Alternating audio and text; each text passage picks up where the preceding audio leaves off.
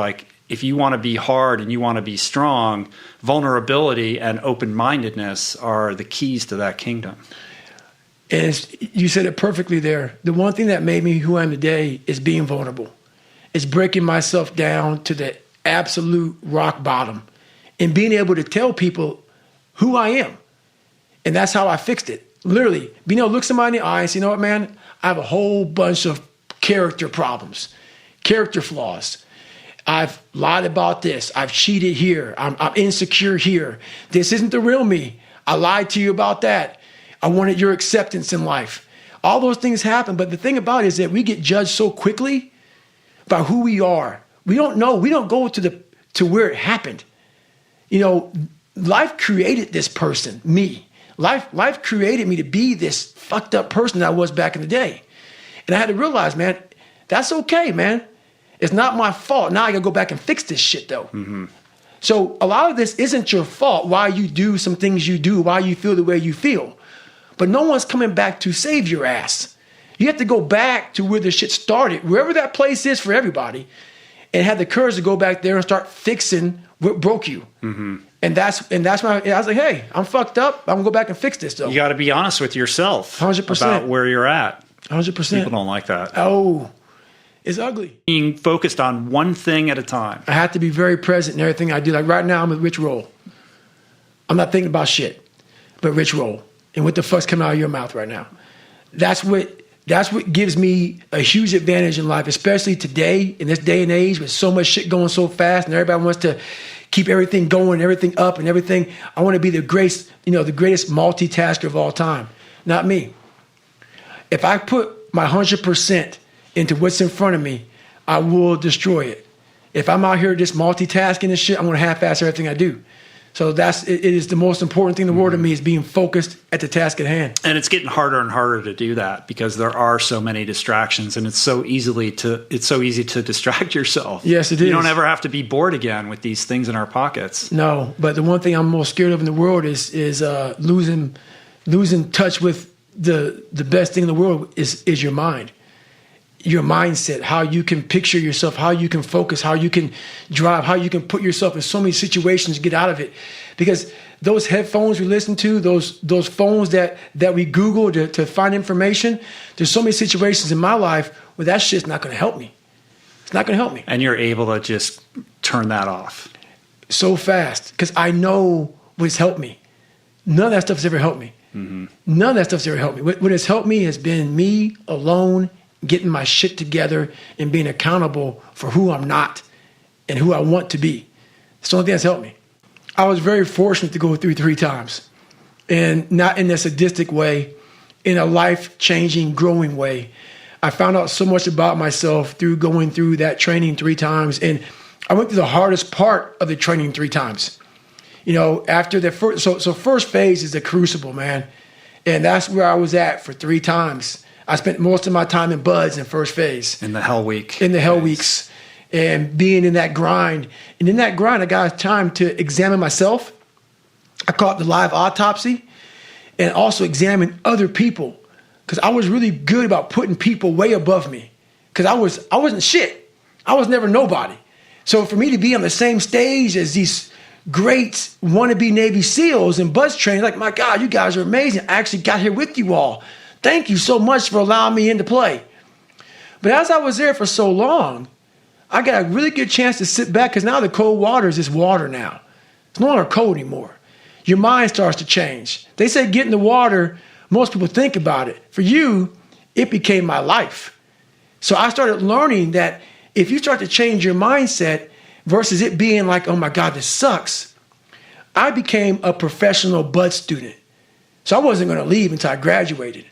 So I started realizing, if this is my home, this is what I am, I had to always reset the bar. I had to reset my new norm. There always had to be a new norm. So one thing we don't do is we don't have a new norm. My new norm is you get up every fucking morning at 4 o'clock and you suffer. This is your new norm. That became my new fucking life. Most people want to get out of it. I said, no, motherfucker, this is your new life. This is who you are. Your new norm is you wake up and you suffer. And I started realizing, if that's my mentality, This shit ain't hard anymore. Right. Your fucking new normal is you wake up, you get in the fucking cold water, you get a beer till the shit's fucking done. Whenever they say you're out, you get out. So my new norm, so I do that now today. My new norm now is if I'm doing a 200-mile run, your new norm now, man, is you fucking are doing 200 fucking miles. The Roger that mentality. That's it, man. I said we are fucking grinding so hard that we are losing the vantage point of what we have accomplished today. We got podcast, interview, flying, do this, do that. I'm like, stop. It's just me and you in this mom and pop thing that we're doing. Look at where the fuck this book is at right now. It's crazy. Look how many people we're touching. Shut up and just fucking think for a second. Let's stop. Because all we did was talk about this and this. We got to keep. No, enjoy this for a second. We have to take time and realize what the fuck we've accomplished here. That's an evolution for you, man. Huge. But that's I realized, a very different David Goggins than even from a couple of years ago. Huge. Because you have to. What is it all about? I'm going to keep on grinding. That's not what I'm saying. What I'm saying, though, is you have to respect what you've done. Take a second. I never felt that my entire life. You're almost taught that shit. When you're born in a happy home and you're born around happy shit, it kind of comes out. I don't laugh. My dad beat the laughter out of me. When you can't read and write and you're trying to hide out in classes and please don't call on me and shit and you're fucking all scared and shit everywhere you go, you're nervous and you're panicked and you're stuttering and you know your whole life is that shit. There's not joy in that shit. That becomes who you are no matter how much you change. You're scarred. So people are like, my God, man, you never smile, you never do this. It's my life. It's my life. So you got to teach yourself how to read and write and also fucking smile and say, it's okay. A lot of things aren't like, man, why don't you do this? Like, I don't judge people. That's why I don't judge people. Man, you don't smile, look so hard, like this. Read my book and don't forget where I came from. It's who you are. You have to undo that shit. And no one came down and trained me on how to be happy, how to find peace, how to do this and that. That's why I'm so glad I found it through suffering. The greater the suffer, the greater the peace I found. But you have to reflect on where you came from the dungeon of hell that I came from. I had to reflect on that shit to find final peace and be able to say, wow, motherfucker, if you die in this bed at 40 years old, I'm the happiest motherfucker in the world because I did it. I piss people off along the way. Some people don't like me, Merry Christmas, whatever. But you can finally look in the fucking mirror and you can cuss on damn rich roll shit and don't care what they say about you and be happy with it. I believe in God big time. I've had this voice in my head since I was a young kid. So what trained me was that voice. And I'm not going to go God on you right now because I don't care if people believe in God or not. That's not my place. I'm not here to judge you. You have your own life and your own things to deal with. This voice in my head guided me to the spot where I'm at today. And if you don't believe that you're here for a reason, your life will seriously hurt. And I start looking at my life and all the shit I went through as God put me, some God, whatever you believe in, put me here to go through this. And now I see all the hundreds of thousands of lives I'm changing by the hell I went through. There's a lot of power in that. So my purpose as I started going through this journey, instead of looking at like, woe is me, God, man, why the fuck, man, why? I started looking at it as it's the perfect training ground. You knew exactly what you were doing. You knew exactly what the fuck you were doing, obviously.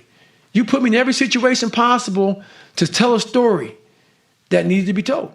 Is that so many people die with untapped potential because they think that someone else is fucking better than them. And they were born, not with the greatest tools. You don't need shit. You need the ability to fucking grind your ass into a fine fucking powder. And when you're in that fine powder, find a way to build that motherfucker back up repeatedly. And it's possible. Honestly, my biggest fear to this day is, and I say it a lot, and it's going to heaven and being judged by God. And, God has, I believe that God has knows everything about you. From the time you're born, when you're going to be born, when you're going to die, when you're going to graduate, buzz, whatever's going to happen to you, he knows all this shit. Some people never do what God knows you're capable of doing because we have choices. My biggest fear in life was to get to heaven and God look at me as I'm being judged. And I was some fat 300-pound guy like I used to be that still sprayed for cockroaches. That's okay. It's what you want to do. I didn't want to do that. And I made $1,000, a month. And I got to heaven and God laid out this chart in front of me. And he said, hey, man, look at this chart. And it had my name on top and all this amazing shit. And I'm like, that's not me, man. He goes, that's who you were supposed to be. My biggest fear in life is that one day if I ever get judged by something, someone, some energy force, that I go up there and I failed the mission. Whatever force up there thought I was supposed to be some badass and I went up there underachieved. I want that force up there that knows everything to be writing as I'm living, saying I had no fucking idea he even had this in him. Mm. So I want to just be the best I fucking can. And a lot of people say that. I truly mean that. I still have to learn me. I still feel there's times where as a human being, I'm a human. And you still fall back in these ruts of life where you think that you had a permanent fix because I've done all that. Nothing's a permanent fix, man. That's why I grind every day.